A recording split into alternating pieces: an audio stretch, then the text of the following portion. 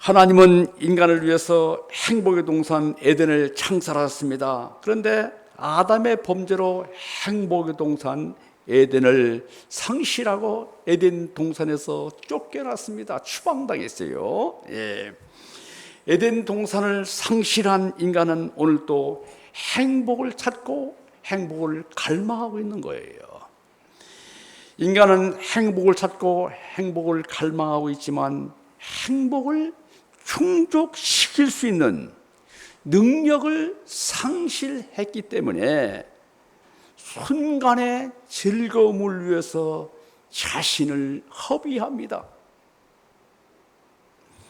요즘 거실을 정복한 TV, 각종 드라마, 오락, 게임, 영화, 그리고 먹고 마시고 또 여행과 학문과 예술을 통해서 행복을 찾고자 합니다.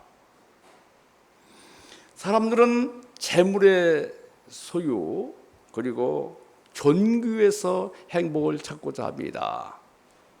그런데 본문은 이런 것들은 불행한 일이다, 사람의 마음을 무겁게 하는 것이라고 1절에 말씀하고 있습니다. 여기서 불행한 일이라는 것은 고통스럽고 감당하기 힘든 일, 질병이나 어떤 압력, 어떤 내부로부터의 압력, 이런 악한 일을 말합니다. 우리가 어떻게 그러면은 행복한 삶을 살 수 있습니까? 첫째는 삶의 과정에서,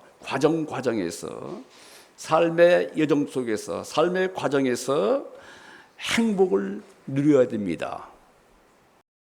우리가 처음 예수님을 영접했을 때 구원의 은혜가 뜨거웠습니다. 하나님의 사랑과 말씀을 사랑하는 마음이, 뜨거운 마음이 있었습니다. 전도의 열정도 있었습니다. 내가 무엇이 없어도 마냥 기뻤어요. 그런데 많은 성도가 신앙 연륜이 깊어지면 깊어질수록, 쌓이면 쌓일수록 예수님의 은혜와 사랑이 더 깊어지고 더 놀라워져야 되는데, 이 반대로 예수님께 대한 열정과 사랑이 식어져요.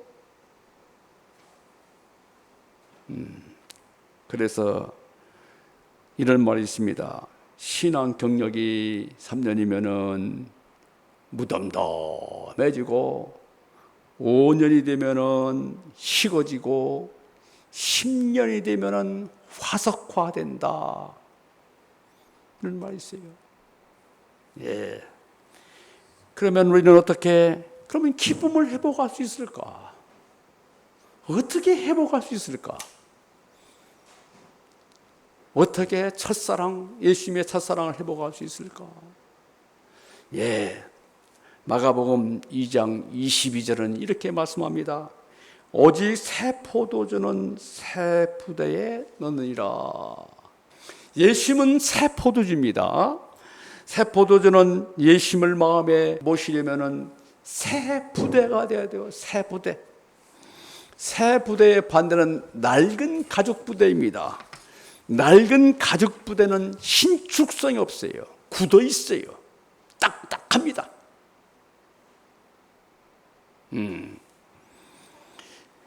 자, 굳어진 마음은 교만한 마음이에요. 교만은 패망의 선봉이요, 거만한 마음은 넘어짐의 앞잡입니다. 사람이 교만하고 거만해지면은 배우려고 하잖아요. 등것 없이 교만해요. 요즘 말로 짓불도 없는 교만해요.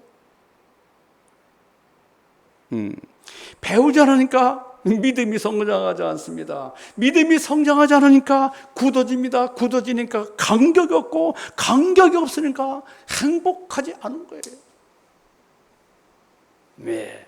교만의 반대는 겸손입니다. 겸손은 부드러워요.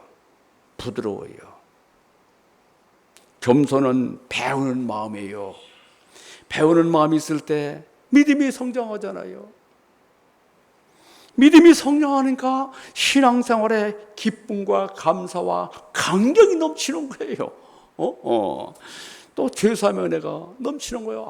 나 같은 주인을 구원하셔서 하나님의 자녀로 삼으시오, 교회를 섬기고 교회에서 여러 가지 봉사할 수 있다. 얼마나 큰 은혜인가. 행복하게서 행복의 등급을 4단계로 나눕니다. 제 1등급입니다. 1등급은 과정에서도 살맛이 나고 결과에서도 보람을 느끼는 거예요. 제 2등급은 과정에서는 살맛이 납니다. 근데 보람은 꽝이에요.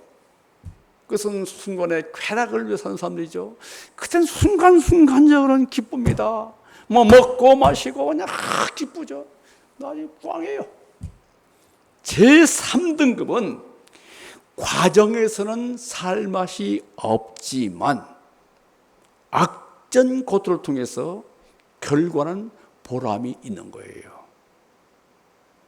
4번째는 과정도 힘들게 살았는데 결과도 꽝이에요. 자, 우리 그리스도인들은 아까도 얘기했지만 3등급을 사는 사람이 많이 있는 것 같아요. 우리가 십자가를 통한 영광, 노크로스 노크라운. 십자가가 뭡니까? 고통이잖아요. 막 십자가를 막 힘들게 무겁게 고통스럽게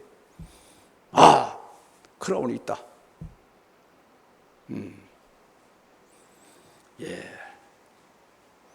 그러나 그리스도 예수 안에서의 십자가는 영광이 보장된 십자가입니다. 따라서 십자가를 치는 과정에서도 기쁨이 있어야 됩니다. 무엇을 하든지 간에 그리스도 안에 있는 사람들은 기쁨이 있어야 돼요. 자, 사도 바울도 크게 기뻐하고 기뻐했습니다. 바울의 기쁨이 어디 있었습니까? 고린도 후서 10장을 보면 이렇게 말씀합니다. 나에게 이르시기를 내 은혜가 내게 족하도다. 이는 내 능력이 약한 데서 온전해짐이라 하신지라. 이러므로 도리어 크게 기뻐함으로 나의 여러 약한 것들에 대해서 자랑하리니 이는 그리스도의 능력이 내게 머물게 하려 함이라. 바울은 환상과 계시의 사람이었습니다. 하나님은 그런 계획에 교만하지 않도록 하기 위해서 가시를 주셨는데 영어로 보면은 메신저 오브 세이탄, 사탄의 사자예요.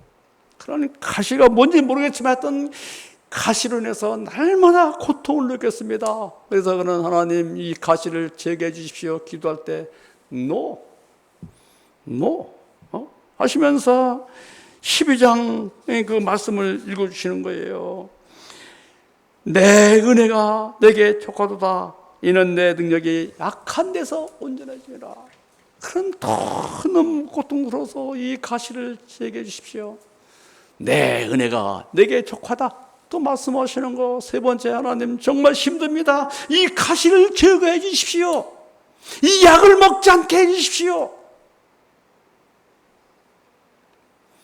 그때 주님께서 말씀하십니다. 내 은혜가 내게 족하다.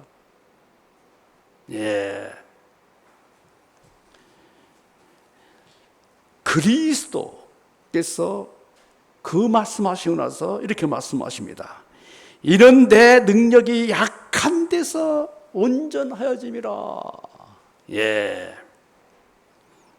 하나님의 능력은 인간의 약한 데서 온전해집니다.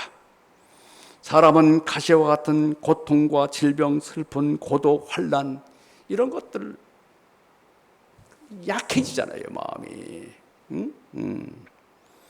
이때 자신의 인약함을 깨닫고 하나님을 의지하면은 그리스도의 능력이 나타납니다. 아멘. 인간은 스스로 강하다고 생각할 때 하나님께서 능력을 나타나시지 않습니다. 새가 달궈졌을 때 대장장의 능력이 나타나잖아요. 예, 새가 달궈지지 않으면은 작품을 만들 수 없습니다. 도구장이가 작품을 만들 때 재료가 부드럽지 않으면은 작품을 만들 수가 없어요. 작품은 작가보다도 재료에 있습니다. 예. 이처럼 우리의 인간성이 강하고 내면이 딱딱하고 교만하면은 하나님께서 그 능력을 나타낼 수가 없어요. 따라서 우리는 겸손한 사람이 되어야 될 줄로 믿습니다. 우리 모두 겸손한 사람이 되기를 기도합니다. 예. 우리가 살면서 할 수만 있으면 먹거리 있는 것보다는 없는 것이 훨씬 좋지요. 우리의 삶이 청명한 날씨처럼 계속된다면 얼마나 좋겠어요. 그러나 구름으로 태양의 찬란한 빛이 온전하게 비치는 것처럼 인간의 연약함으로 주님의 능력이 더 나타나게 되는 겁니다. 나로 하여금 하나님의 영광을 받으신다면 그것을 최고의 기쁨으로 여길 수 있어야 됩니다. 예. 주님이 존귀하게 되신다면 내가 무엇이 되어도 괜찮다, 이런 신앙의 고백이 있어야 됩니다. 사람이 슬픈 생각을 하면은 과거에 슬프고 아팠던 기억들이 나와요. 그 아린 마음, 그것이 기억나요. 그러나 기쁨이 넘치면은 과거의 슬픔과 아픔과 고통이 깨끗하게 씻어집니다. 기억이 나잖아요. 그 아프고 슬펐던 그 과거들이 오히려 기쁨으로, 승화로 나타납니다. 이때 행복이 넘치는 것이죠. 따라서 여러분들, 재물이 많든 적든 내가 어떤 모습이든 간에 현재 있는 것으로 감사하면서 사는 행복한 삶을 사시기를 기도합니다. 아멘. 둘째는 있잖아요, 하나님의 만드신 대로 살아야 돼요. 하나님께서 목적하신 대로. 에베소서 2장 10절을 읽어보겠습니다.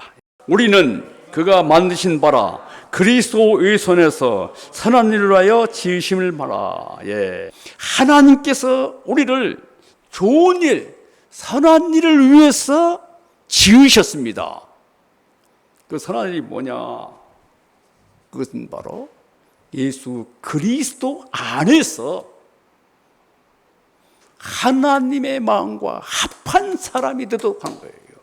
그러니까 행복이라는 것은 하나님의 뜻을 행하고 하나님의 마음과 합했을 때 나타나는 부가적인 거예요. 행복이 목적이 될 수 없어요. 하나님의 마음과 합하면은 행복한 사람이 되는 거예요. 다음. 세 번째는 강하신 하나님을 주인으로 모실 때 행복합니다. 자, 우리 6장 10절 읽어볼까요? 이미 있는 것은 무엇이든지 오래전부터 그의 이름이 이미 불린 바 되었으며 사람이 무엇인지도 이미 안 바 됐나니 자기보다 강한 자와는 능히 다툴 수 없느니라. 예. 하나님은 창조주시고 강한 분이십니다. 그런데 어리석게 사람들은 이 강하신 하나님과 다퉈요.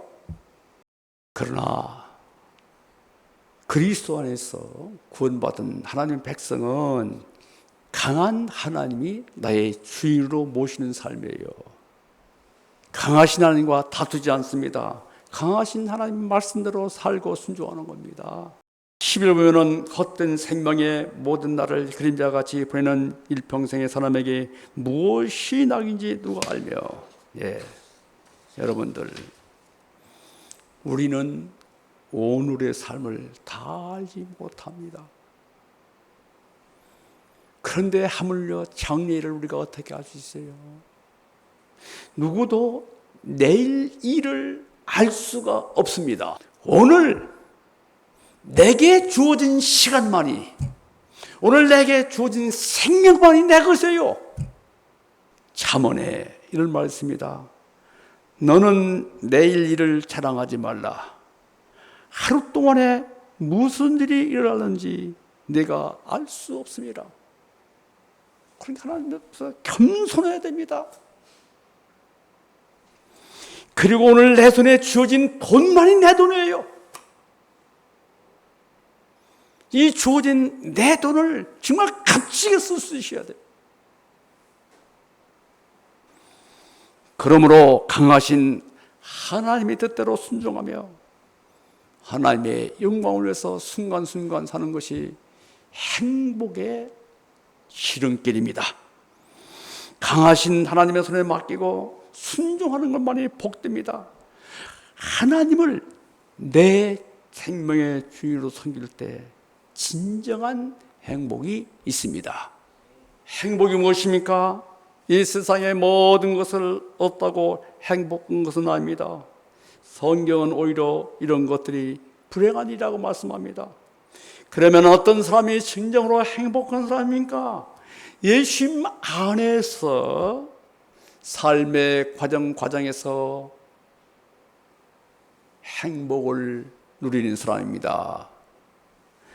그리고 그리스도 안에서 하나님의 뜻대로 사는 사람입니다. 그리고 강하신 주님을 대적하지 않고 주인으로 모시고 그 말씀을 따라 사는 것이 행복한 사람입니다. 행복은 소유에 있지 않습니다.